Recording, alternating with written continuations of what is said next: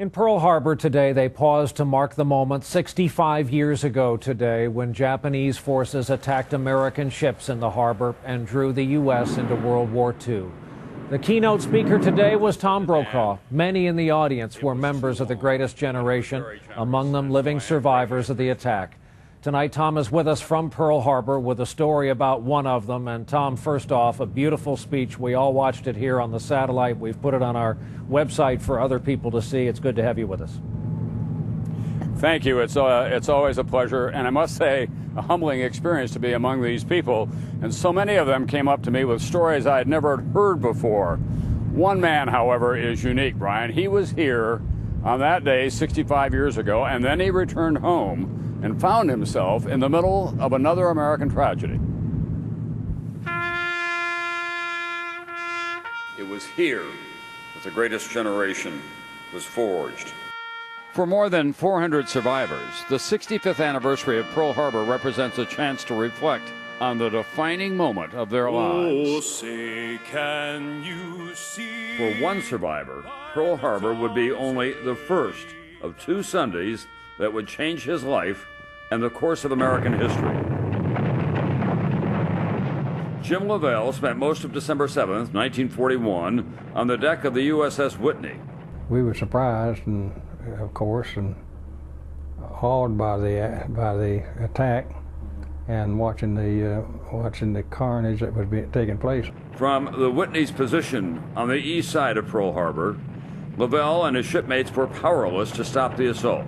Many of the sailors, like Jim Lavelle, felt helpless, and from that probably came anger and crying because they can't do anything. Lavelle left the Navy shortly after Pearl Harbor and headed for Dallas and his second date with destiny. November 22nd, 1963, Lee Harvey Oswald assassinates President John F. Kennedy, then guns down Dallas police officer J.D. Tippit less than an hour later.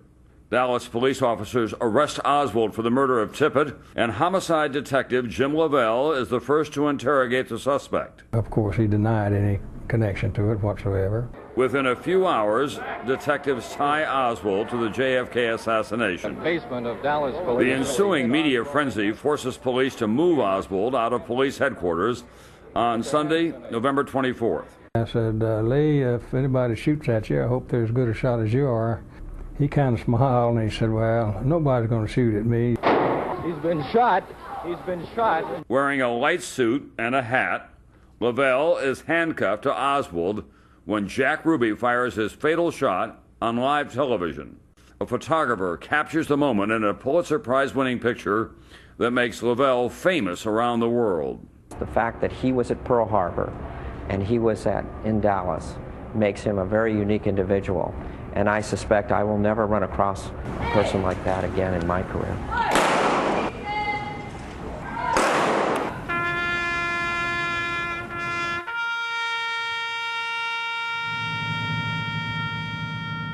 Brian, there are so many quirks in history. Today is another one. While in Washington, they're deeply divided about how to get America out of a war in Iraq, here they were commemorating the attack that got America into a much larger war, a war that saved the world. And by the way, there were a number of Japanese pilots here today who participated in that attack 65 years ago. They had emotional reunions with the Pearl Harbor survivors.